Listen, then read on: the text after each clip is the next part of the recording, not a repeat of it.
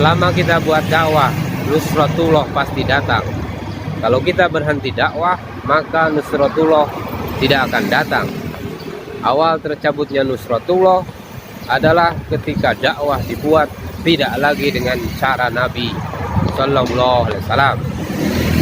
Syarat datangnya nusratullah adalah ketika dakwah dibuat dengan mendatangi face to face, dengan gerak kaki, dengan jalan kaki. Walaupun lafaz dakwah sama, tetapi kalau tidak ada gerak kaki, maka tidak ada nusratullah.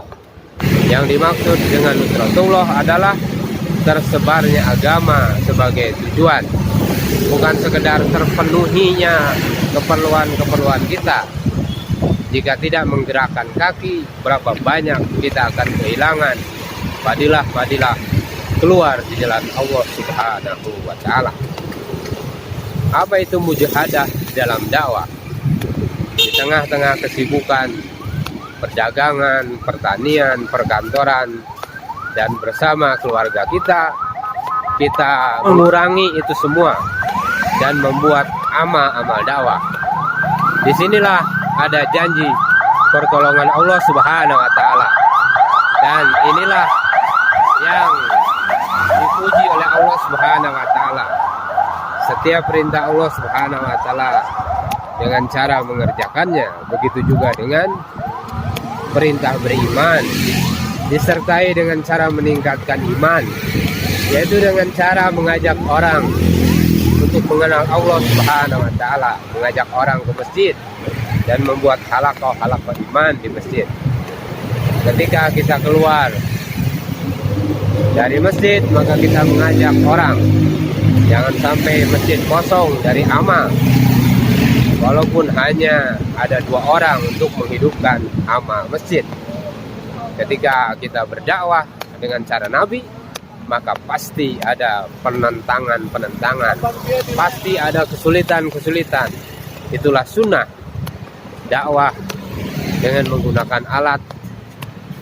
Ini tidak mujahadah dan tidak bisa menggantikan dakwah cara Nabi. Agama tidak bisa berubah, cara menyebarkan agama pun tidak bisa berubah. Keduanya merupakan satu kesatuan yang tidak bisa dipisahkan. Saudara-saudara sekalian yang dimuliakan Allah Subhanahu wa Ta'ala, nabi-nabi selalu mencari dan mendatangi manusia, mendatangi umat. Bukan dicari, bukan didatangi, tapi mendatangi umat, bergerak untuk umat.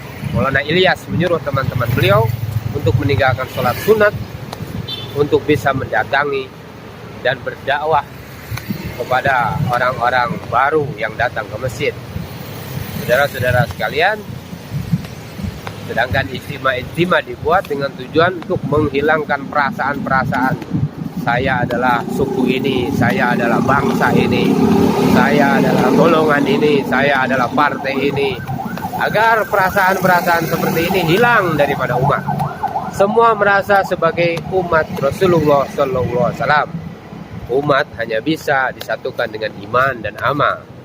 Maka hendaknya orang-orang kaya bertemu dengan orang-orang miskin, ulama bertemu dengan orang awam, semua umat bertemu dalam ijtima.